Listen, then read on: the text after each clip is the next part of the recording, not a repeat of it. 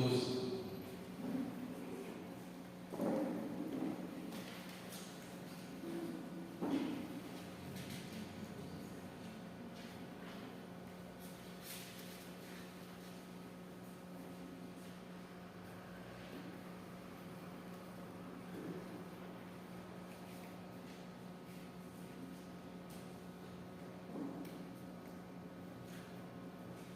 Apocalipse, capítulo 12.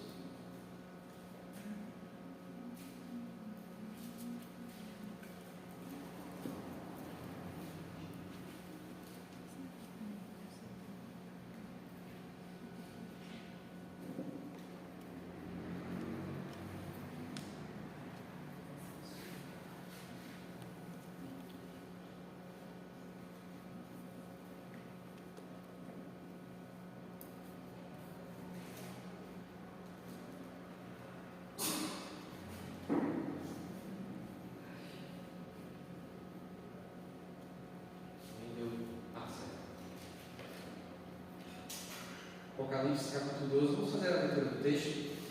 A gente vai ler a partir do versículo 12, do versículo 1, perdão.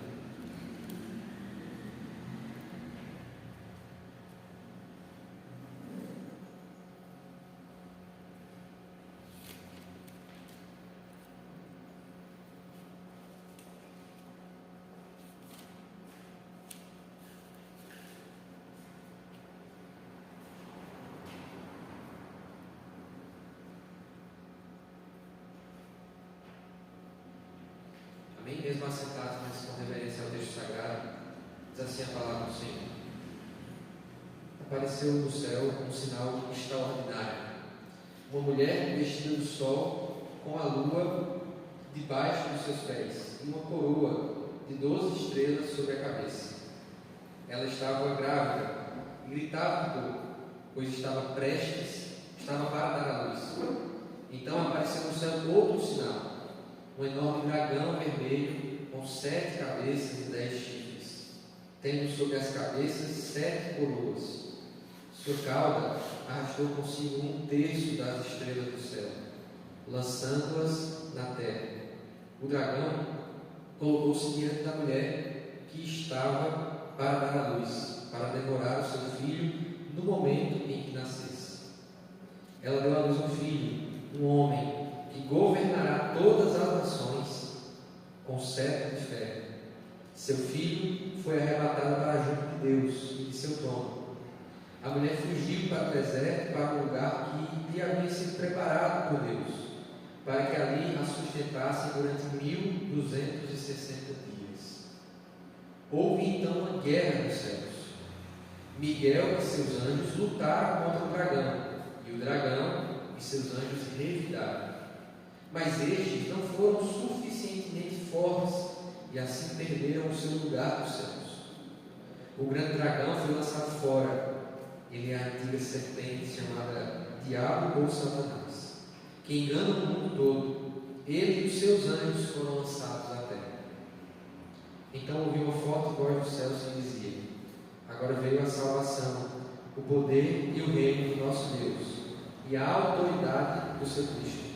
Pois foi lançado fora o acusador dos nossos irmãos, que os acusa diante do nosso Deus dia e noite. Eles o venceram pelo sangue do Cordeiro e pela palavra do testemunho que deram diante da morte. Não amaram a própria vida. Portanto, celebrem-no, ó céus, e os que neles habitam. Mas ai da terra e do mar, pois o diabo desceu até vocês. Ele está cheio de fúria, pois sabe que lhe resta pouco tempo. Quando o dragão foi lançado à terra, começou a perseguir a mulher que dera à luz o menino. Foram dadas à mulher as 2 asas da grande águia, para que ela pudesse voar para o lugar que lhe havia sido preparado no deserto, onde seria sustentado durante um tempo, tempos e meio tempo, fora do alcance da serpente. Então a serpente fez jorrar da sua boca água como um rio para alcançar a mulher e arrastá-la com a correnteza. A terra, porém, ajudou a mulher, abrindo a boca e engolindo o rio que o dragão fizera jorrar da sua boca. O dragão irou-se contra a mulher e saiu para guerrear contra o restante da sua descendência. os que obedecem aos mandamentos de Deus e se mantêm fiéis ao testemunho de Jesus. Então o dragão se pôs em pé na areia do mar. Amém, queridos? Irmãos, nós vamos hoje começar a responder a pergunta número 6 do nosso estudo, de 10 perguntas a respeito do Apocalipse e do retorno de Cristo. A pergunta número 6 é: quem são o dragão, o anticristo e o falso profeta? E aí, para nós entendermos o significado, para nós darmos uma resposta satisfatória a essa pergunta, nós precisamos compreender que Apocalipse é dividido em seções. E aqui no capítulo 12 começa a primeira sessão, a temática, vamos dizer assim, começa a primeira sessão. Capítulo 12 a 14 fazem parte de uma sessão temática do livro de Apocalipse. Então, esses personagens que fazem parte dessa pergunta, o dragão, o anticristo e o falso profeta, eles estão conectados à narrativa do Apocalipse. Por isso eles fazem parte desse mesmo estudo, O fato da gente dividir, um estudo a gente vai fazer sobre o dragão e o outro estudo a gente vai focar no anticristo, no falso profeta, é porque é muito conteúdo, tem muita coisa para a gente responder, tem muitas coisas para a gente passar e entender. Você leu o capítulo 12 comigo, você vê que tem bastante coisa que é informada, que é narrada, e sempre com aquela questão que a gente está sempre lidando o tempo todo no livro do Apocalipse. Isso aqui é simbólico, isso aqui é, isso aqui não é, mas hoje é um pouquinho diferente do que a gente vai fazer nos outros estudos. Eu queria que você tivesse esse entendimento, de que o capítulo 12 que a gente acabou de ler, ele faz parte de uma sessão, Apocalipse 12, 13 e 14. Então, estamos falando esse assunto aqui, quem é o dragão, principalmente quem é o anticristo e o falso profeta, talvez ele é o assunto mais debatido da escatologia. Talvez é o assunto que mais interessa às pessoas.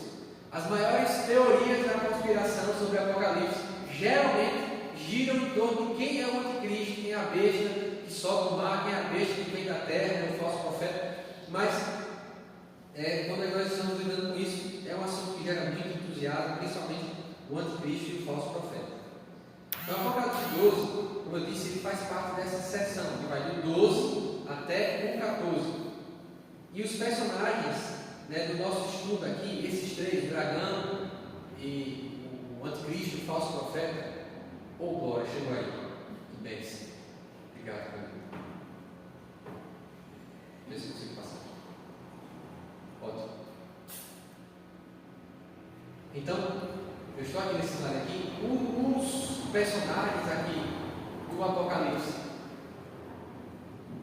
Os personagens que a gente está citando aqui, esses três personagens, os estudiosos chamam ele de a antitrindade.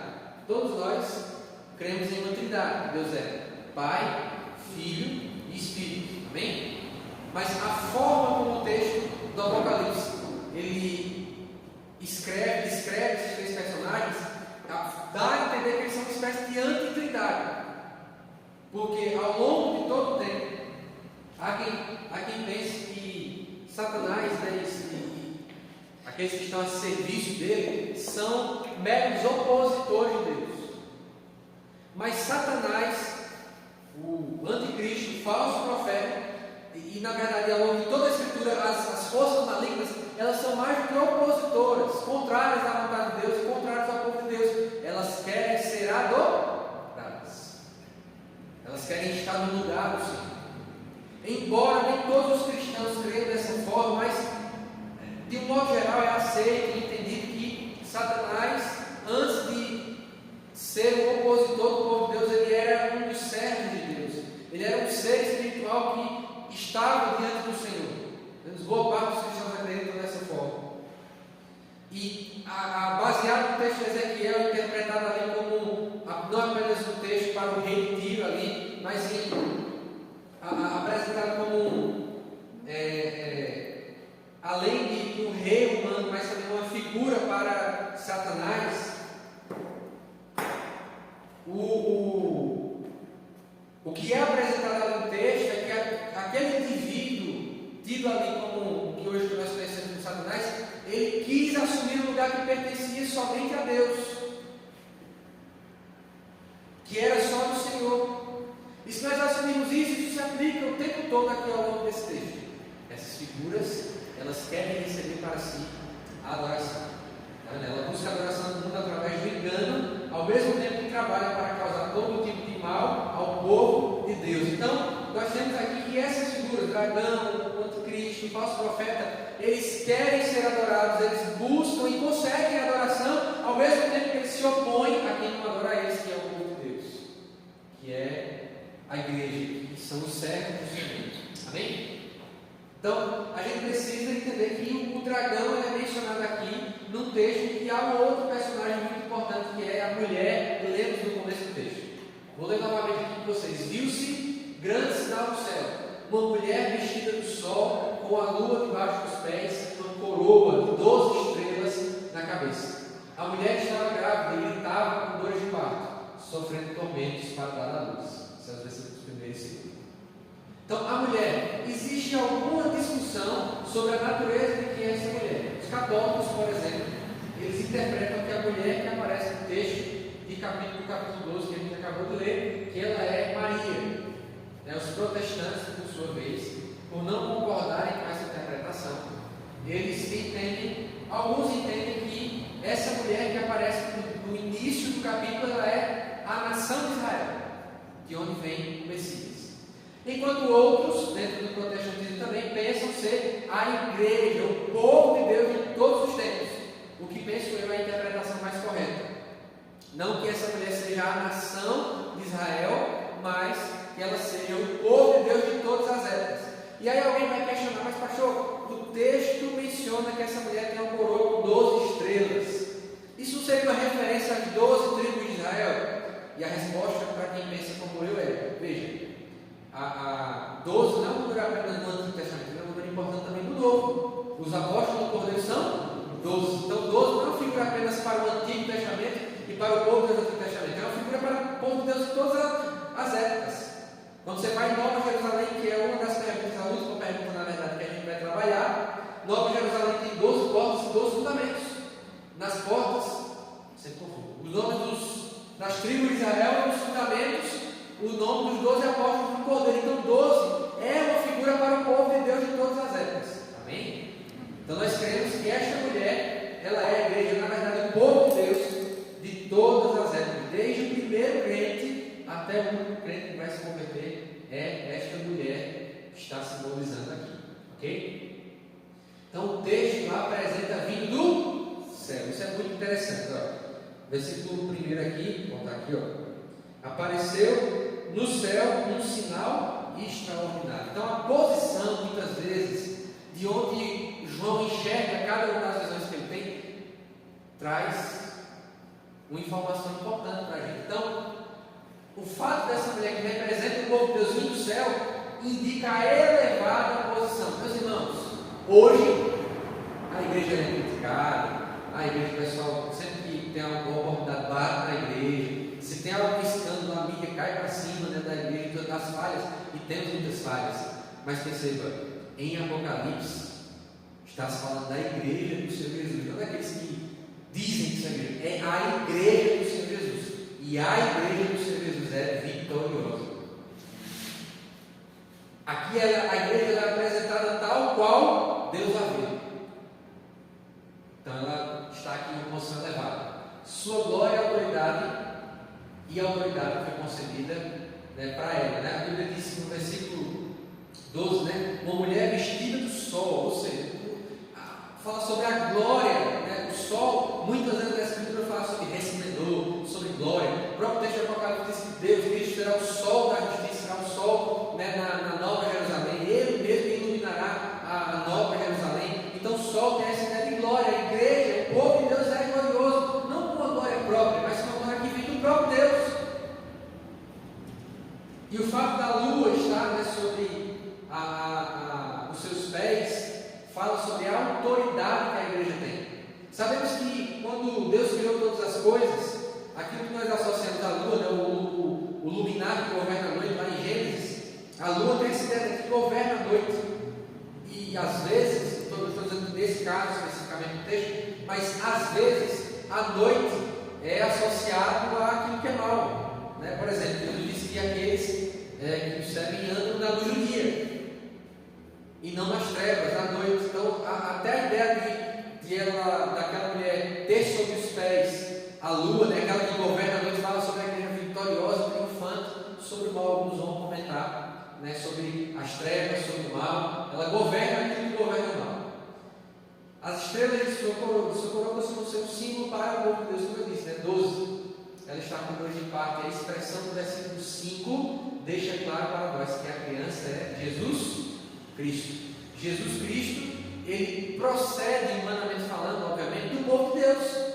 Né? Ele é um descendente de Davi, ele é a raiz de Davi, né, como o texto fala, o texto sagrado. Jesus é, humanamente falando, um descendente de Davi, e ele é aquele, no começo do Apocalipse, que anda entre os candelabros, né?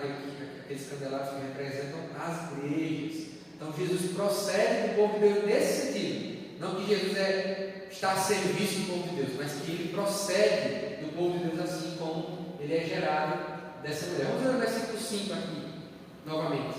Ela deu à luz um filho, um homem, que governará todas as nações com cetro de ferro. Essa expressão, que governará as nações com cetro de ferro, que despedaçará as nações, ela é uma figura muito presente no Antigo Testamento, nas profecias do Antigo Testamento a respeito do Messias, como prometido que governará as nações. E aí a gente sempre questiona, né? Por que haviam essas profecias e Jesus veio e isso não aconteceu? Isso passa diretamente pelo fato de que a geração de Jesus não creu em Jesus Cristo. Muitos, né, o texto de João diz, veio para o que eram os seus, mas os seus não o receberam. Muitos da nação judaica não receberam a Cristo. Por quê? Porque eles não compreenderam que as profecias, elas se dividiam entre a primeira e a segunda vinda de Cristo. Algumas das profecias de Jesus a respeito do Messias só se cumprirão na sua segunda vinda. Por favor, Isabel. Esse significado, governará as nações com cetro de ferro, significado? Fala sobre um governo, e aí isso está tirando o assunto do milênio, mas fala sobre um governo total, abrangente, o exercício de autoridade. Ele vai estar com o cetro, e nesse governo não haverá espaço para a maldade, nesse sentido, né? Tanto é que em outras expressões aparece, ele despedaçará as nações com o cetro de ferro. É a ideia de um governo onde o mal não vai prevalecer, vai ser um governo de paz, que era prometido, esse governo do Messias dos profetas. Os judeus esperaram isso na primeira vinda de Cristo, isso não aconteceu. Jesus disse para Pilatos, né?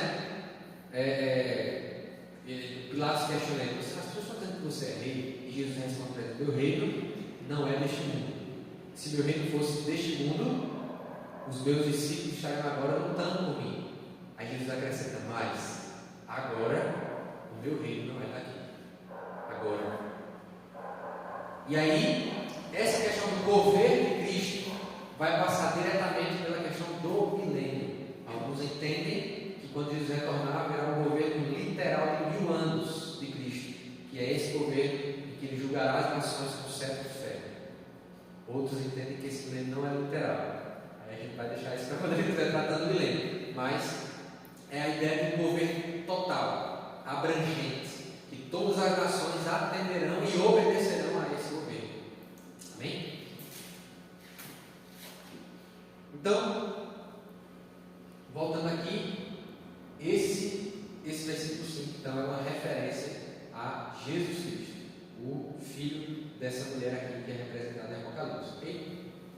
A ela foi concedida uma morada no deserto. Você deve ter observado que, enquanto ela está enfrentando essa ameaça do dragão, é concedida a ela um tempo no deserto, um período de 1260 dias, 3 anos e meio. 3 anos e meio é metade de um tempo, ou metade de 7 anos. Ou seja, muitos entendem que esse tempo que é concedido ao povo de Deus diz respeito à abreviação da perseguição que esse povo sofre. Ou seja, essa perseguição é abreviada, ela não tem completo. Agora, aqueles que são chamados de dispensacionalistas, já disse isso várias vezes aqui, eles geralmente colocam o livro de Apocalipse, lembra que a gente falou, todo no futuro.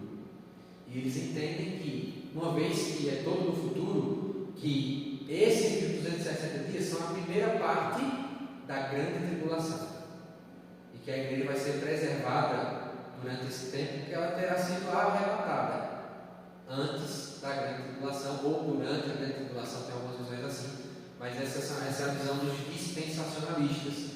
A maioria deles os assembleanos, os pentecostais em geral, alguns nazarenos e wesleyans são dispensacionalistas, mas pessoalmente eu não acredito, pelo menos não no dispensacionalismo puro, vamos dizer assim, eu não acredito que esses eventos se referem especificamente à grande tribulação, mas se você tem essa visão, não se sinta desvalorizado. Estou trazendo inclusive ela aqui para você entender que há pessoas que entendem que a partir de Apocalipse capítulo 4 tudo é futuro, tudo vai acontecer ainda no futuro, ok? Vamos lá. Então, o que refere à ideia de abreviação da perseguição que sofre o povo de Deus, isso está sempre, ao longo de toda a Escritura, está sempre presente isso. O povo de Deus sofre, mas ele é aliviado o tempo todo pelo Senhor. Deus sempre tem um remanescente, Deus sempre tem uma forma de guardar o seu povo em meio à perseguição. Não guardá-la totalmente da perseguição, mas guardá-la em meio à perseguição ou à provação pela qual passa o mundo. Ok? Essa providência, essa ideia de que essa mulher foi levada ao deserto, lembra o cuidado de Deus com o povo de Israel no deserto durante aqueles 40 anos em que o povo estava falando. Inclusive, alguns entendem que isso é uma figura para a nossa própria trajetória. Até chegar à nossa terra prometida, que é a mansão celestial, que é a eternidade, nós estamos como o povo de Israel, transitórios, somos passageiros, saindo do Egito, saindo da terra da escravidão, saindo da terra do pecado e indo para a morada celestial, indo para a mansão celestial, para a morada eterna com Jesus Cristo. Então é uma figura até para a própria trajetória da igreja aqui na terra. Vamos ler agora o texto do versículo 3 e 4 novamente. Viu-se também outro sinal do céu, e eis um dragão grande, vermelho, com 7 cabeças e 10 chifres, e nas cabeças 7 diademas. A sua cauda arrastou a terça parte das estrelas do céu, as quais lançou para a terra. E o dragão se deteve diante da mulher que estava para dar à luz, a fim de devorar o filho dela quando nascesse. Então esse texto aqui apresenta o personagem da nossa pergunta. Então perceba que aqui em Apocalipse o dragão explicar o dragão está conectado com a visão da mulher que aparece antes dele. Por quê? Porque o grande opositor da igreja é o diabo. O grande perseguidor, o grande rival da igreja é Satanás, de acordo com o que é apresentado aqui. Satanás é apresentado como esse grande rival da igreja, esse grande inimigo da igreja. A gente sempre costuma dizer, tem aquelas correntes no Facebook, que bota o diabo com Jesus fazendo queda de braço. Gente, Jesus, Deus não tem rival. Satanás não é inimigo de Deus, Satanás é inimigo da igreja. A igreja ainda tenta rivalizar, procura tragar, procura perseguir aqueles que servem a Cristo, mas Deus não tem rival. Então, perceba que até quando ele é apresentado no livro de Apocalipse, ele é colocado no mesmo texto em que é apresentado o povo de Deus. A igreja, obviamente, simbólico aqui na figura dessa mulher. Diferente da mulher, a presença do dragão no céu é incomum. Tanto é que qualquer coisa briga no céu com Miguel. Então, diferente da mulher, que a presença dela no céu é normalizada, a presença do dragão é incomum. A ideia de arrastar as estrelas do céu é muitas vezes interpretada como uma rebelião liderada pelo maligno que contou com a adesão de outros seres celestes. Mas vale ressaltar que nem todos serem assim. É importante a gente trazer isso. Tradicionalmente, culturalmente, se entende que Satanás era um anjo que se rebelou contra Deus, que foi expulso. Mas essa é uma visão apenas da origem de Satanás. Há pessoas que não acreditam que Satanás outrora foi um ser celestial. Por quê? Porque a Bíblia ela não fecha essa questão. Ela só fala que existe um ser antagônico que está contra o povo de Deus. Mas aí o que a pessoa faz? Pegam esse texto lá de Ezequiel, eu não me lembro exatamente a referência agora, que é uma profecia contra um rei gentílico, e aplicam ela pelas figuras que são usadas ali. De onde você caiu, ó estrela, ó querubim da guarda. E alguns intérpretes disseram assim: rapaz, não é possível que se refira só ao ser humano. E aí pegam esse texto, que é uma profecia contra um rei, contra uma nação gentílica, e aplicam ela a esse adversário do povo de Deus, Satanás.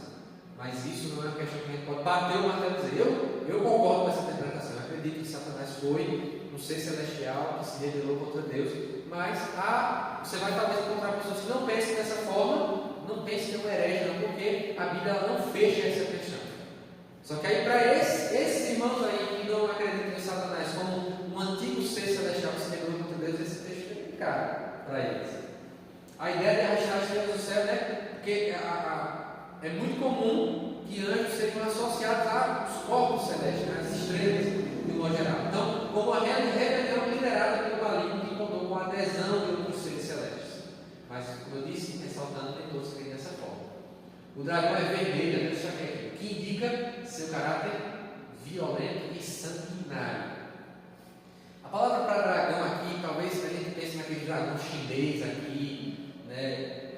As coisas, né? Aquele dragão chinês de bigode. Mas a ideia aqui é mais parecida com um basilisco. Quem aqui já viu um basilisco? Já viu um basilisco? Tinha o Harry Potter, a Câmara Secreta. A ideia de dragão aqui, a ideia de dragão é parecida com um basilisco aqui no original, que é também um ser mitológico, mas que é diferente do dragão. O dragão voa, não sei o que. O basilisco ele é como uma serpente, que de fato tem uma aparência de dragão no seu rosto. Isso não é voa, né? Tipo aquele dragão chinês. Tem quando vê as coisas dos chineses, é o diabo, eles adoram o diabo, adoram o dragão. Mas o dragão aqui, ele, pela linguagem que é empregada, ele é mais parecido com o basilisco. Você precisa, basilisco. Você vê que ele não tem asa. Tanto é que ele remete à figura de uma serpente e tudo mais. Aqui, ó. O que indica seu caráter violento e sanguinário. Os números de cabeça, vamos ler novamente aqui no texto. Aqui, ó. Então apareceu um enorme dragão vermelho com 7 cabeças e 10 chifres, tendo sobre as cabeças 7 coroas. Perceba aqui os mesmos números que são muitas vezes usados, 10, né? Poder, autoridade, 7, completude, estão sendo associados aqui ao dragão. Aqui, ó. Apela para uma autoridade pelo menos pretendida. Das duas, uma. Ou esse número de autoridade também que é empregado para descrever esse dragão se refere a uma autoridade pretendida ou a uma autoridade real. Alguns sugerem que esses símbolos de poder e autoridade se referem ao mundo caído. 1 João 5,19 é bem conhecido: o mundo jaz no maligno. Ou seja, a Bíblia reconhece que de fato Satanás tem algum tipo de autoridade. Ele não tem toda a autoridade, ele não tem todo o poder, mas ele tem algum poder e alguma autoridade, especialmente sobre aqueles que estão vivendo na impiedade. O mundo jaz no maligno. Ou seja, ao passo que o povo de Deus tem, que Deus, né, que Jesus Cristo, o Cordeiro, tem os seus seguidores, tem o seu povo, exerce autoridade sobre a eterna dúvida de Satanás, é visto aqui como alguém com uma pretensa, né, pretendida ou com uma real autoridade sobre o mundo caído.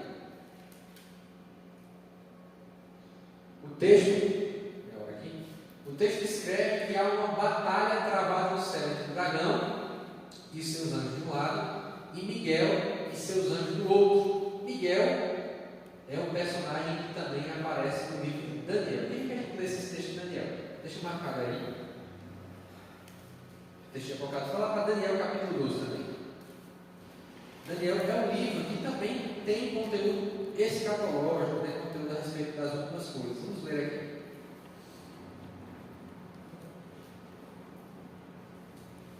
Diga-se passar um dos meus livros preferidos no Antigo Testamento de Daniel.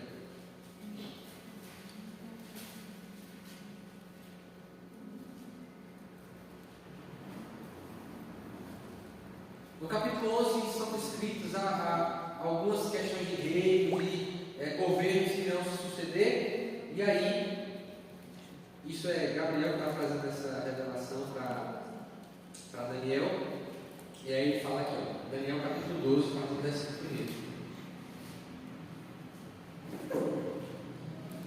Naquela ocasião, Miguel, o grande príncipe que protege o seu povo, isso é uma referência ao povo de Israel, se levantará. Haverá um tempo de angústia, como nunca houve desde o início das nações até então. Mas naquela ocasião, o seu povo, todo aquele cujo nome está escrito no livro, será liberto. Multidões que dormem no pó da terra acordarão, uns para o desprezo eterno, ou uns para a vida eterna, outros para a vergonha, para o desprezo eterno. Aqueles que são sábios reluzirão como o fulgor do céu, e aqueles que conduzem muitos à justiça serão como as estrelas para todo sempre. Mas você, Daniel, feche com selo as palavras do livro até o tempo do fim. Muitos irão por todo lado em busca de maior conhecimento. Então eu, Daniel, olhei e diante de mim estavam dois outros anjos, um na margem de cá do rio e outro na margem do lago. Um deles disse ao homem vestido de linho, que estava acima das águas do rio: quanto tempo decorrerá antes que se cumpram essas coisas extraordinárias? O homem vestido de linho, que estava acima das águas do rio, ergueu para o céu a mão direita e a mão esquerda, e eu ouvi jurar por aquele que vive para sempre, dizendo: haverá um tempo, tempos e meio tempo. Quando o poder do povo santo for finalmente quebrado, todas essas coisas irão acontecer. Amém? E também o texto menciona em outra ocasião, né? O texto menciona em outra ocasião o anjo Miguel, né? Ele é colocado no livro de Daniel como protetor do povo de Deus, como protetor da nação de Israel.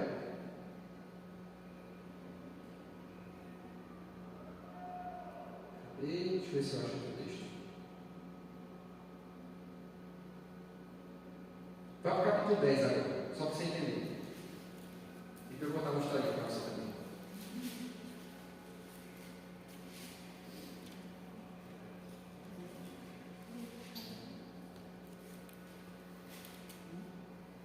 Daniel capítulo 10.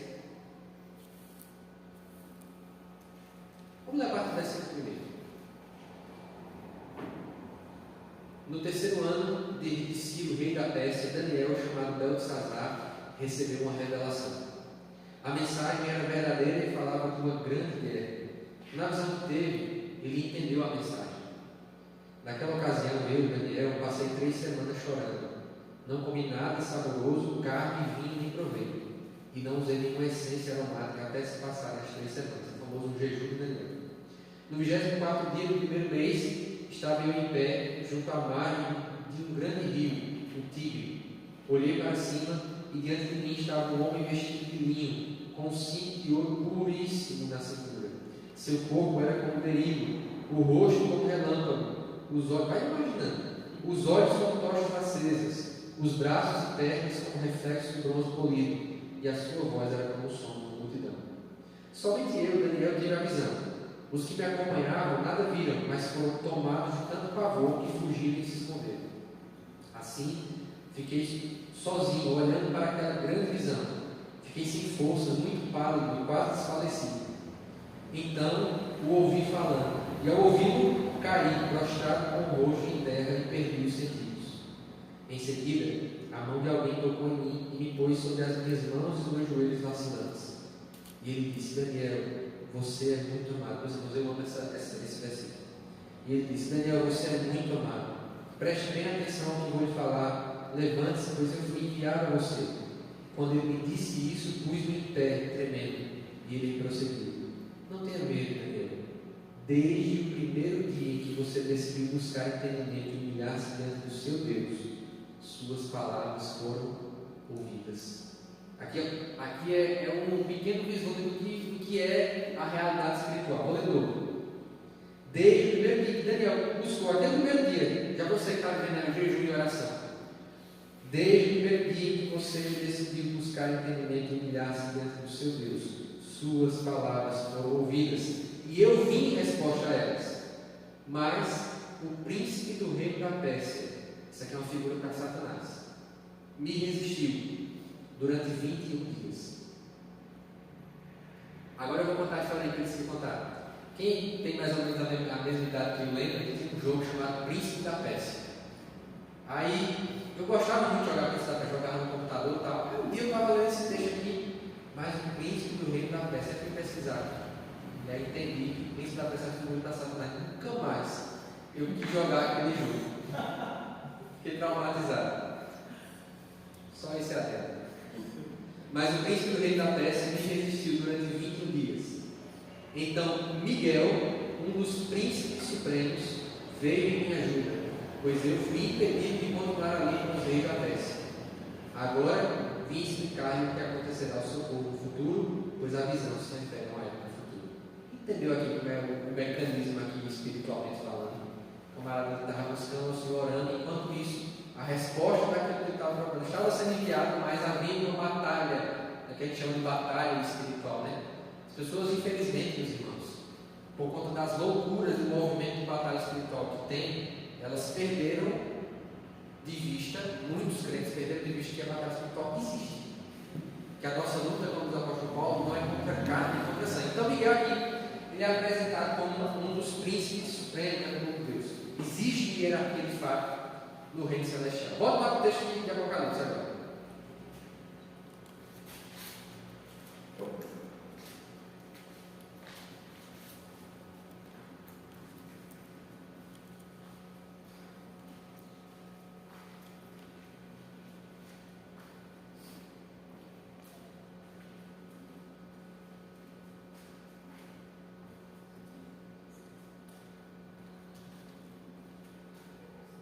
Então, voltando aqui, o dragão, ele é expulso do céu, né? Essa batalha que acontece, né, entre Miguel e seus anjos e Satanás e seus anjos. O dragão é expulso do céu, onde exercia seu papel de acusador. Veja o que o texto diz.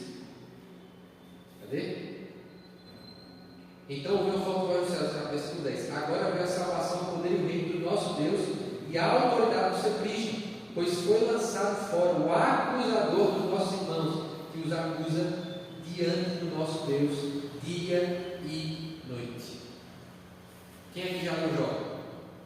Como é que Satanás aparece lá em Jó? Como acusador. Por isso que quando os seres celestiais foram se apresentar diante do Senhor, prestar contas diante dele, eu estava me ajudando aqui também na reunião, né? Prestando contas. Os seres espirituais também prestam contas a Deus, porque não há, na verdade, não há uma grama de areia em todo o universo que não vai daqui para ali sem que Deus diga, pode ir.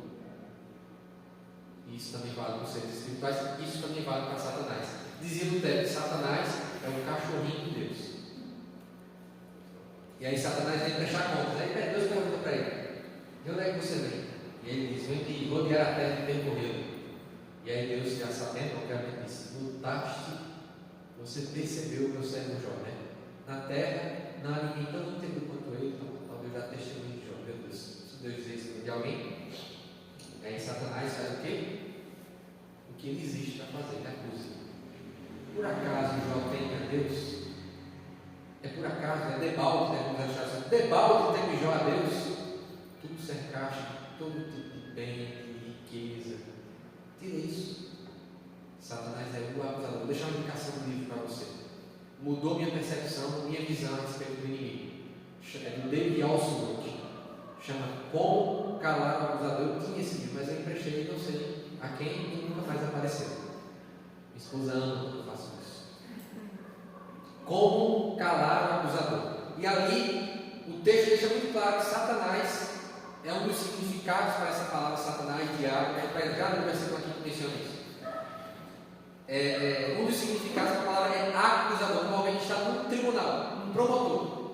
Satanás não se cansa de acusar o seu povo, mas a ressurreição de Cristo, perceba que a criança que é lida aqui no texto, ela é arrebatada aos céus. Cristo volta para assumir o trono dos céus, não há mais espaço. É por isso que o apóstolo Paulo deixa claro, não há mais acusação. O acusador não tem mais poder sobre as nossas vidas, meus irmãos. Ele não tem espaço no céu para acusar o povo. Amém? Coisa preciosa, né? Sei que a gente acha que isso é qualquer coisa, só sobre o que vai acontecer, mas muitas coisas já são uma realidade para aqueles que creem. Amém? Dragão expulso do céu, exercício planejado disso aqui? Aqui, ó. E foi expulso o grande dragão, a antiga serpente, que se chama Diabo e Satanás, o sedutor de todo mundo.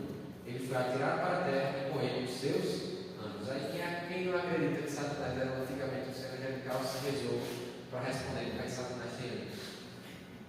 Este versículo não deixa dúvidas quanto a quem é o dragão. Ele é a antiga serpente.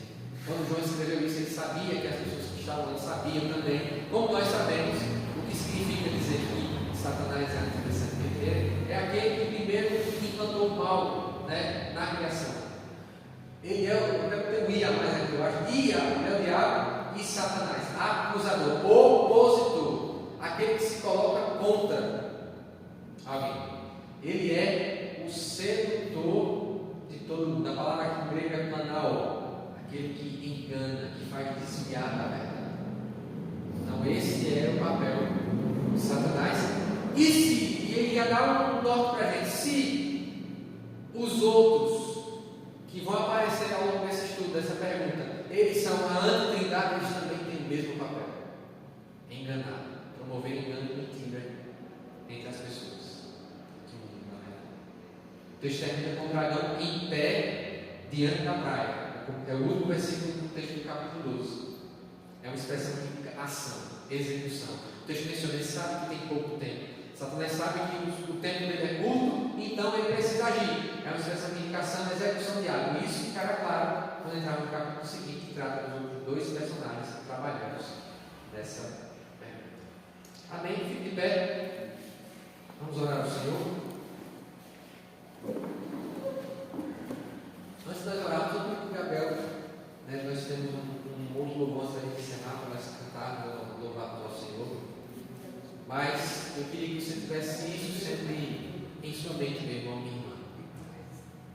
Apocalipse sempre é sobre o triunfo do Senhor e do seu povo. É uma mensagem de vitória, é uma mensagem de que, apesar de todos os planos do maligno, tem um medo que o pessoal compartilhava antigamente, eu botava foto de alguém famoso, preto e branco, aí eu botava assim na primeira foto: morreu. Se misericórdia, morreu. Só que você passava do lado e disse: morreu com todos os planos que Satanás tinha para a sua vida. Eu recebi muitas vezes essa foto. E aí você foi lá, Gabriel: morreu. Vou mandar no grupo amanhã. Vou mandar uma foto de um personagem famoso assim, botar na foto: morreu. Na foto seguinte: morreu todos os planos que Satanás tinha para a sua vida. Mas isso é verdade, meus irmãos. A morte é a ressurreição de Cristo, exterminaram todos os discípulos de Satanás para você. Isso é motivo para louvarmos e agradecermos ao Senhor. Amém? Vamos louvar ao Senhor, depois nós vamos orar.